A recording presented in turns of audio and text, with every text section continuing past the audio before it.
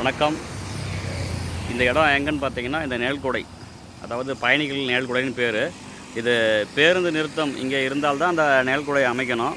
ஆனால் பேருந்து நிறுத்தமே இங்கே இல்லை. இங்கேருந்து சரியாக ஒரு 200, 300 மீட்டர் தள்ளி உள்ள ஒரு இடம். அதாவது பெரிய மணலி பிரிவு ரோடுன்னு சொல்லுவாங்க. அந்த இடத்துல தான் பாருங்கள் இது. இந்த ரோடு பார்த்தீங்கன்னா, திருச்செங்கோடு டு ராசிபுரம் செல்லும் சாலை இது. இந்த சாலையில் வையப்ப மலையில் அமைந்திருக்கக்கூடிய இந்த ஒரு நிழல்குடை. இந்த நிழல்குடையில் பார்த்தீங்கன்னா பாருங்கள், பயன்பாடே இல்லாத இடத்துக்கு ஒரு நிழல்குடை. இதுதான் ஒரு குற்றச்சாட்டு. பயன்பாடே இல்லாத இடம். அதுவும் எப்படி இருக்குது பாருங்கள், ஒரு குப்பை கூலமாக. அந்த நேரம் பார்த்தீங்கன்னா ஒரே குப்பை கூலம்.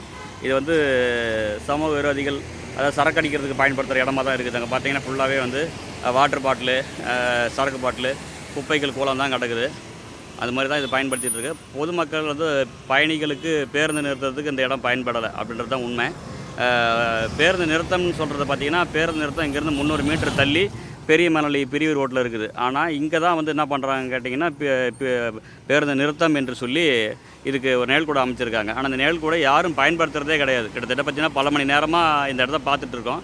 யாரும் பயன்படுத்துகிறதும் இல்லை. இந்த இடத்துல பேருந்து நிற்பதும் கிடையாது. அப்போ எதற்காக இந்த இடத்துல இந்த நிழல்குடை?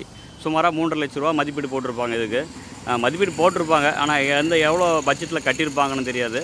ஸோ இந்த நிழல்குடை சமூக நலன் கருதி இதை பதிவை நான் வெளியிடுறோம், இந்த காணொலியை. நன்றி.